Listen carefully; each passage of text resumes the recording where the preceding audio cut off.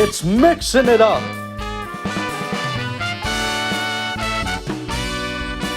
On tonight's show, Jeremy Swarbrick, Marc Swarbrick, featuring Josh Flanagan. And now, here's your host, Jay Glazer.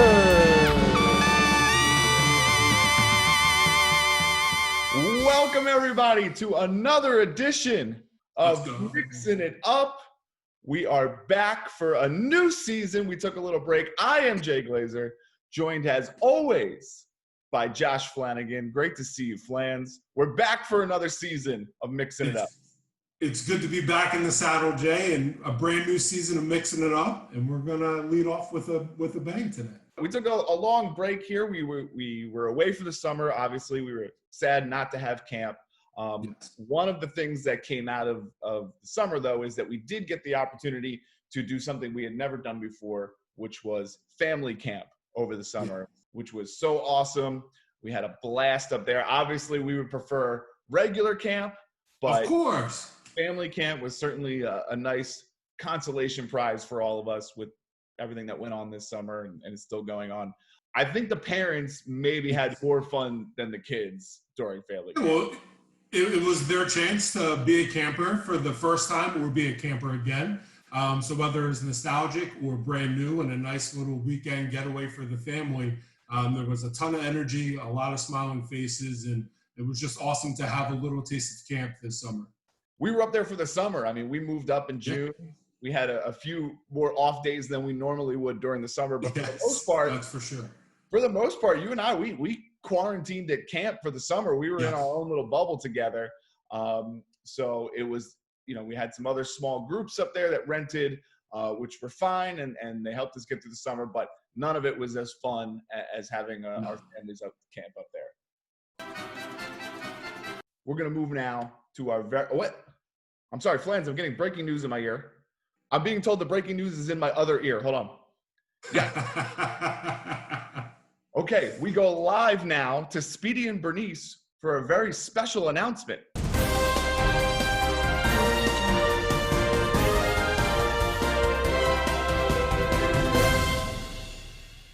Thanks, Josh and Jay, and we have a big announcement. We are going to have a camp mascot, a camp nickname, and you could be part of it if you just send in your suggestions. We would like you to send in your thoughts and something that's fun, creative, unique to Nock-A-Mixon. We'll have a camp mascot. I'm jacked up for this.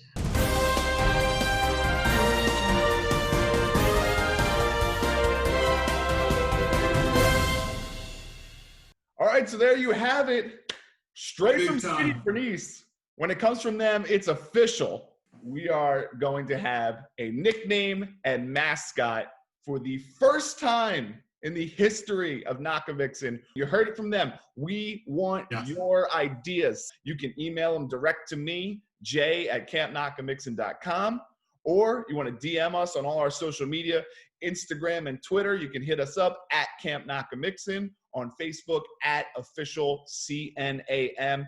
Let us know your ideas, but we will have a mascot. We will have a nickname at camp this year, and we want you to be a part of the process of coming up with it. This is a big deal. We have a lot of creativity at camp, a lot of bright, sharp minds. Like Jay said, give us your ideas. This is a monumental occasion at camp, and we're so excited about this. We can't wait, and all the kids give us your ideas, and all the alumni, you can give us your ideas too. This is a big part too.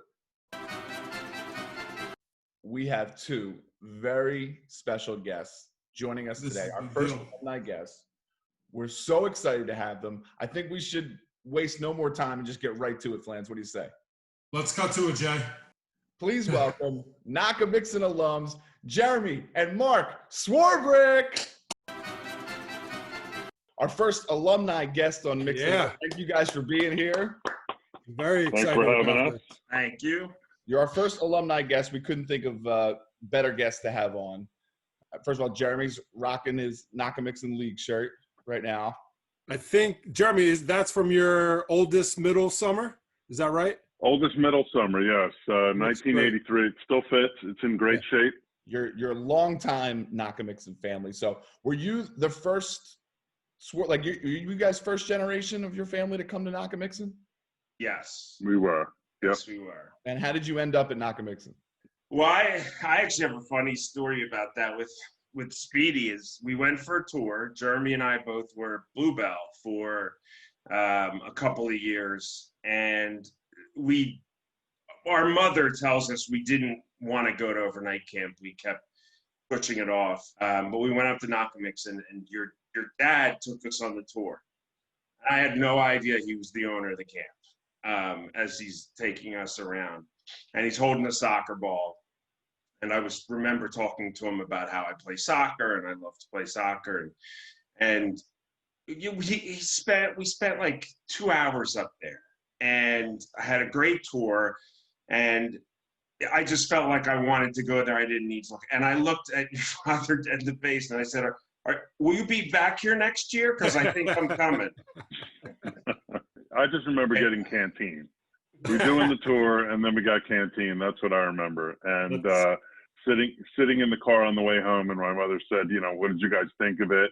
And I said, it was good. We could go here. She goes, good, because I signed you up already. So it was after our first summer then, and we were angry at her for not making us go beforehand. She kept saying, you wanted to go to day camp. I'm like, well, why would you have listened to me? I was 11. What parent listens to an 11-year-old? How long were you each there for? I was there 9 summers. And I was there. I just missed that 10th summer, which I constantly bring up every time I see the 10-year wall. I'll talk to Speedy, see if we can count this past summer as a summer for you. Especially since we were there a whole week. Yeah, right. Well, Right. Flans and I were talking earlier about family camp that we had this summer. You guys came. First of all, you came for 1 week, and you did. I believe you did Wednesday to Sunday, so you did almost a full week, and then you came back the next weekend with all your family. So we might have to count that as a summer. Jeremy, you had an eventful family camp, and I have some pictures that I want to just see. Maybe you want to talk about real quick and let us know what's happening here. Oh, so there it is. So you could say that I went all out at family camp. it looks that way. That was rounding third. I thought we would need the run. And I slid. That was one of 2 slides that I had, 2 runs that one did not really tear my leg up as much as the second one. There it is. Yep. I was not letting that kid. I thought we were going to need the run, and I was not letting a 14-year-old kid tag me out. So, I went for it. We won the game. And I want the people watching at home to understand, this is not 2 angles of the same slide. Twice. 2 different times. You scored runs. So, and Marc, you called him safe on this one. You knew he was in there.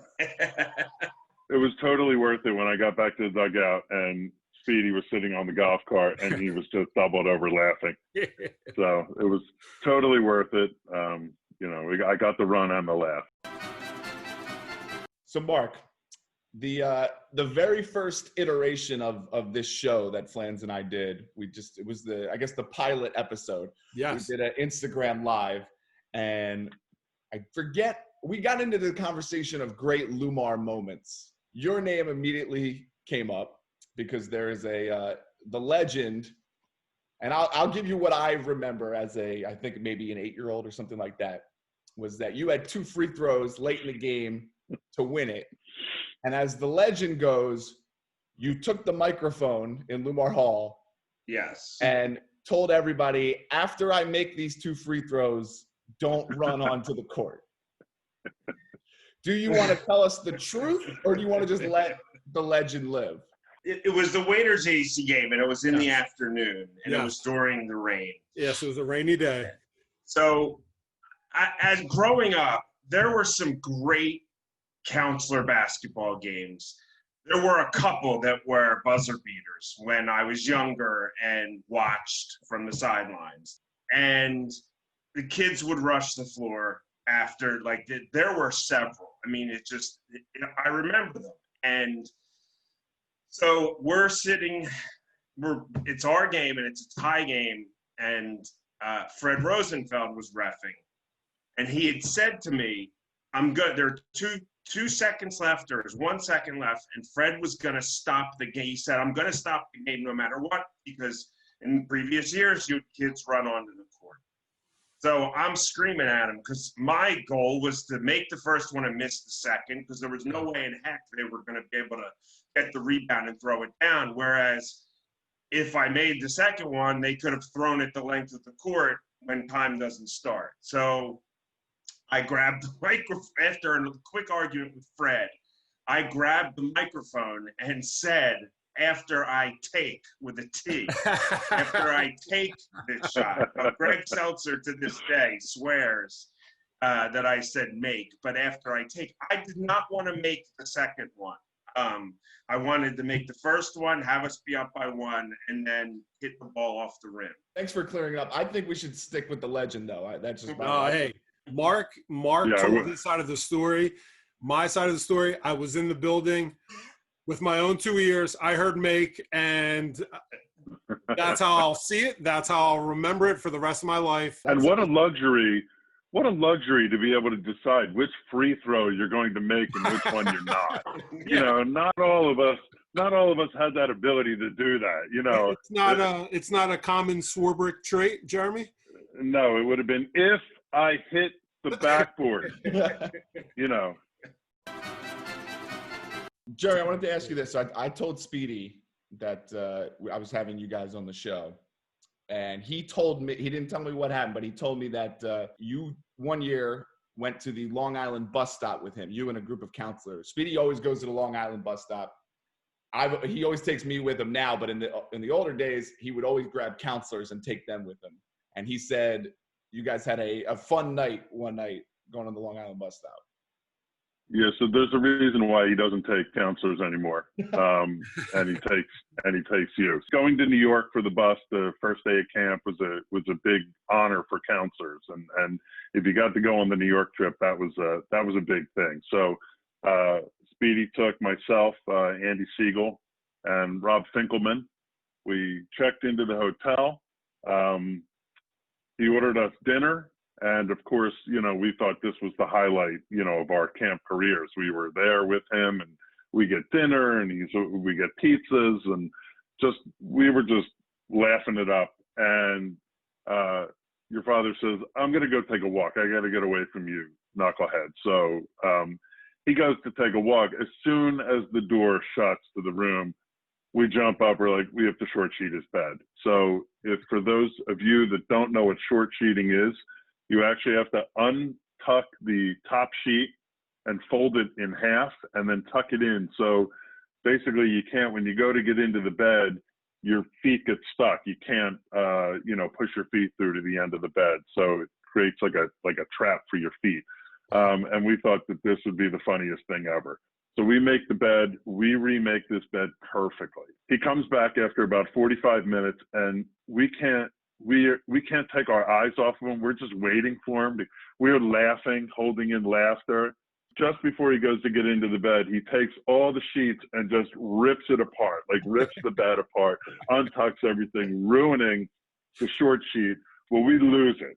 We are like rolling around on the floor, on the bed. He's, "What are you laughing at?" And I finally stopped laughing enough to tell him, "We short sheeted your bed while you were out. You just ruined it." Which he actually thought was pretty funny. So it was, it took a while to stop laughing from that one. He told me that one of the guys, might have been Andy, accused him of being cheap on the pizza. Is that true? Yeah. So yes, that was another. He called up. He ordered us pizza, and he ordered one pizza. There were 4 of us there.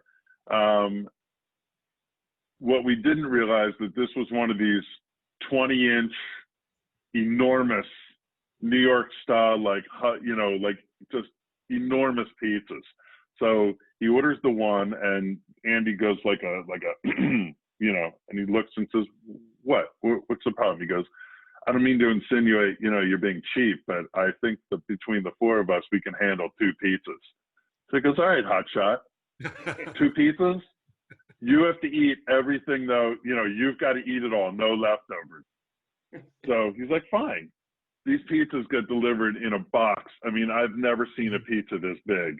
And he comes in, opens them up, and Andy just can't believe it. So Rob and I remember all of us had 1 slice each. And we're like, go ahead, Andy. It's your turn. You got to finish the pizza now, hotshot. All your kids now go to camp. Marc, your third is finally going to camp now. So you each have 3 kids. Well, first of all, Marc, are they tired of hearing all the camp stories from when you were a kid? My middle one certainly is. Owen is. He hates hearing them. Gabe loves them. And Jocelyn, as you know, well, I don't remember if you were at the campfire, but she called herself a legend. So she likes all the stories. Jeremy, do you have any advice for Marc? Because he's going to have a summer with no kids in the house. You've had that for a few summers now. You got any advice for him? Yeah, it's really good. You know, it's really great. You know, we went at it though a little too much. The first summer, we were, you know, down the shore, going out to restaurants every night, you know, staying out late. It was, you know, 3 weeks in, we were like, listen, we got to put the brakes on this. This is a little too much, but it is nice. It's nice. I know where the kids are. I know they're being taken care of. I know they're having the time of their lives too. It's a new season of Mixing It Up, so we have a new segment on the show that I may or may not have stolen from Craig Kilborn. And if you get that reference, you're old. It's time for 5 questions. All right, so here's how it works. I got 5 questions for you guys, 5 camp questions. 4 of them are pretty standard questions. The last one is special just for you guys. All-time favorite canteen item? Nibs. Cherry nibs. Nibs. I love nibs. Okay, that's Nibs an were under the good, radar but one. Yes. That's funny. I would say the exact same thing. Wow. That nibs were my favorite. I didn't eat much chocolate back then either, but nibs were my favorite too. All-time favorite hobby? I mean, aquaplaning was probably the most fun by far, but back then it was a board where you stood on it. Yes. It was a little bit different in that day. Go-karts. Oh, yeah. I forgot about them. Go-karts was good. They don't know about, we had go-karts. So explain Especially this. Especially the big tri-rod thing. I mean, you know, that was a great idea. Put a 12-year-old on a 3-wheeled chopper and let him fly around the upper hill. All-time favorite color war break? It's the dining hall fire because it was the most dramatic, and that was the loudest I've ever heard Bernice yell. But that was the most dramatic. Mine was probably my oldest senior year. Skydiver. We had, I think that was summer of '86, and it was my rope burn year. So for me, you know, you got all of that loaded into the break. You're just waiting for the break. And I remember hearing the plane, and everybody runs to the upper hill, and the skydiver comes down, and, you know, he's got the flag, you know, coming off the back of the color war. And most memorable camp moment?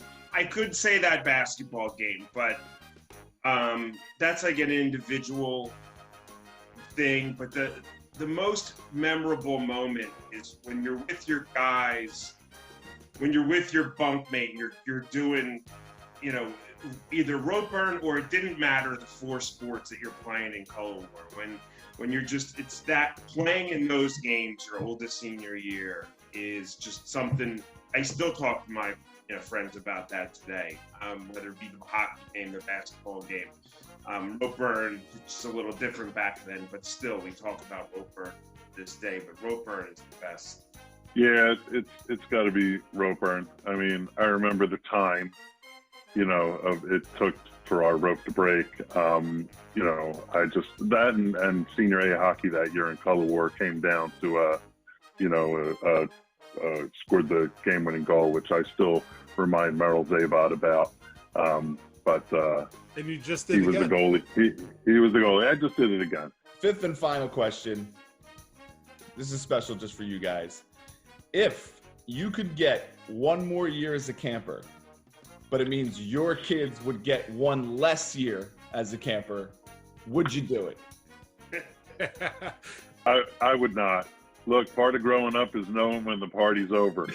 And, you know, when I came up for family camp and I slid into home plate not once but twice, and I have the brush scar on my leg as I look at it, to remember that by. But I had my time. It was great. And I'm glad that my kids can have theirs now too. My answer would be the same. As much as I loved it, my kids, I would rather them go. I feel like maybe after the show's over, you might give a different answer, but that's fine. We'll go. Yeah, so if you want to do if you want to roll this under credit, while you're showing the credits, yeah, my kids, tough luck. Yeah. I'm going back to camp. I got to get my last summer, so. Jeremy, Marc, thank you so much for joining us on Mixing It Up here. We were excited to have you on as guests, and we appreciate you coming on and sharing some stories with us here. Our very first alumni guest. It was a great hit, and the rest of the alumni out that are viewing, be prepared. You never know when you might get the big call. So, thanks for having us. Thank you, guys. Yeah, thanks for having us. This was great. All right, a big thanks once again to Jeremy Swarbrick and Marc Swarbrick for joining us as our guests here on Mixing It Up. Hey, if you have ideas for people you want to be guests on Mixing It Up, let us know. Who do you want to see on the show? We'll get them on if we can, and we'd love to talk to them. Don't forget to give us your ideas for mascots and nicknames. Again, hit us up on Instagram, Twitter, Facebook, send us emails. We want your ideas. For Josh Flanagan, I'm Jay Glazer. Thanks for joining us once again on Mixing It Up.